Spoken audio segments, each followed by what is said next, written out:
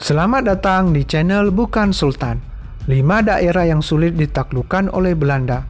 Sebelum kita masuk di bagian pertama, jangan lupa untuk mensubscribe channel ini supaya kita bisa terus membuat konten-konten menarik lainnya. Jika kita pernah diajari bahwa bangsa Indonesia dijajah selama 350 tahun, namun ketika melihat video ini, Anda akan melihat kenyataan bahwa ada beberapa daerah yang sulit ditaklukkan Belanda selama 3 abad. Apa saja itu? Pertama, Nias. Jauh sebelum Belanda datang, suku ini sudah terbiasa dengan perang. Kewaspadaan terhadap pendatang membuat suku Nias bertindak cepat. Tindakan Belanda yang mencuri penduduk di sana memicu gejolak peperangan dari suku Nias. Selama 90 tahun sejak kedatangan mereka, di tahun 1825, Belanda baru dapat menguasai Nias pada tahun 1914.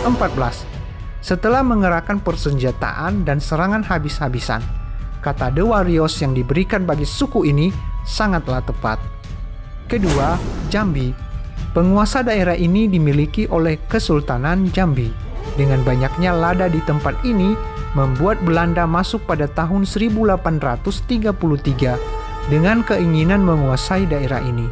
Namun, Jambi baru dapat dikuasai setelah 71 tahun masa peperangan, yaitu pada tahun 1904.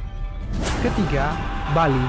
Daerah yang terdiri dari kerajaan-kerajaan ini diserang oleh Belanda pada tahun 1846, yang baru selesai pada tahun 1908. Peperangan selama 62 tahun ini telah menguras banyak daya bagi kedua belah pihak. Keempat, Aceh. Peperangan antara Belanda dan Aceh terjadi selama 41 tahun. Lamanya peperangan ini dikarenakan warga Aceh memiliki pemimpin yang tangguh di setiap wilayah dan masyarakat yang bekerja sama. Jatuhnya Aceh terjadi pada tahun 1914. Kelima, Tapanuli. Perang dengan Kerajaan Batak terjadi pada tahun 1878 dan berakhir dengan kekalahan Raja Sisingamangaraja di tahun 1907. Secara otomatis daerah ini menjadi milik Belanda.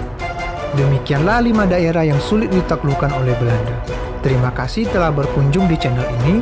Saksikanlah video-video selanjutnya.